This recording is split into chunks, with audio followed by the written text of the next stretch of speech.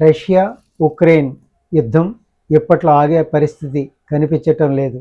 America అధ్యక్షుడు ఎన్ని రకాలుగా ప్రయత్నిస్తున్నా రష్యా మీసాలు దువ్వుతూనే ఉంది, ఉక్రెయిన్ ఆరోపణలు చేస్తూనే ఉంది.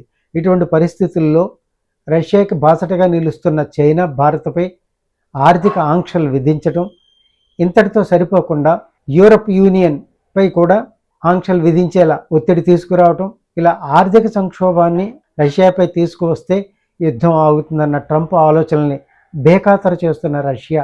ఇటువంటి పరిస్థితుల్లో ఉక్రెయిన్ సీనియర్ ఇంటెలిజెన్స్ అధికారి చేసిన ఆరోపణలు సంచలనాన్ని సృష్టిస్తున్నాయి. ఆయన చేసిన ఆరోపణల్లో ఈ ఏడాది చివరి నాటికి రష్యా 1,20,000 గ్లైడ్ విధ్వంసక బాంబులను తయారు చేయడానికి ప్రణాళిక రచించిందని పత్రికాముఖంగా తెలియజేశారు. అంతేకాకుండా 500 కొత్త లాంగ్ రేంజ్ వెర్షన్ బాంబులు కూడా తయారు చేయడానికి సామర్థ్యాన్ని కలిగి ఉందని, వీటిని కూడా తయారు చేస్తోందని ఉక్రెయిన్ సీనియర్ ఇంటెలిజెన్స్ అధికారి చేసిన సంచలన ఆరోపణలు ఇలా ఉంటే, రష్యా సైన్యాలు ఇప్పటికే ప్రతిరోజు 200 నుండి 250, 300, 400 బాంబులతో దాడులు చేస్తూ ఉక్రెయిన్ ఉక్కిరిబిక్కిరి చేస్తోంది. ఇటువంటి సందర్భంలో ఉక్రెయిన్ కూడా ఎక్కడ తగ్గకుండా ఫ్రాన్స్తో భారీ ఆయుధ ఒప్పందం చేసుకుంది. రఫేల్ ఫైటర్ జెట్లను ఫ్రాన్స్ నుండి కొనుగోలు చేయడానికి ఒప్పందం కుదుర్చుకుంది.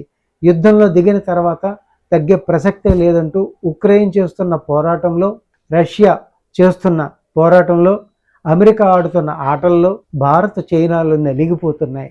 ఇది ఏ విధంగా నలిగిపోతున్నాయి అనేది మనం ఇప్పుడు చూద్దాం. అమెరికా ఆంక్షలు, వాణిజ్యంపై ప్రభావం. ట్రంప్ హెచ్చరిస్తున్నారు, రష్యాతో వాణిజ్య సంబంధాలు కొనసాగిస్తున్న దేశాలపై, భారత్ చైనాపై కఠినమైన ఆంక్షలు విధిస్తూ రష్యాకి సపోర్ట్ చేయకుండా ఉండాలని ఏర్పాటు చేస్తున్న బిల్లును సెనెట్లో ఆమోదించేందుకు అధ్యక్షుడు మద్దతిస్తానని భారత చైనాలను హెచ్చరించారు. రష్యాతో వ్యాపారం చేసిన దేశాల దిగుమతులపై 500% వరకు టారిఫ్లు విధించే అవకాశం కోసం ఈ కొత్త బిల్లు ఒక మార్గమని భావించి దీనిని సెనెట్లో ఆమోదింపచేసే ప్రయత్నం చేస్తూ దీనికోసం చైనాను, భారత్ను పరోక్షంగా హెచ్చరిస్తున్నారు. ఒకవేళ సెనెట్లో ఈ బిల్లు ఆమోదం పొందితే రష్యా నుంచి చౌకగా చమురు దిగుమతి చేసుకుంటున్న భారత్పై చాలా ప్రభావం చూపించే అవకాశం ఉంది. పరోక్షంగా ఇది భారతదేశానికి ఆర్థిక సంక్షోభాన్ని తీసుకువచ్చే పరిస్థితి కూడా కనిపిస్తోంది. ఇటువంటి సమయంలో అమెరికా చేస్తున్న ప్రయత్నానికి యూరప్ యూనియన్ దేశాలు కూడా మద్దతు తెలపడం ఆశ్చర్యకరంగా ఉంది.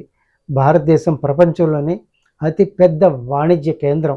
ఇటువంటి పరిస్థితుల్లో భారత్ మీద తీసుకున్న ఈ నిర్ణయానికి ప్రపంచ దేశాల నుండి ఎటువంటి మద్దతు భారత్కి అనుకూలంగా వస్తుందా, అమెరికాకు అనుకూలంగా వస్తుందా అనేది చర్చనీయాంశంగా మారింది.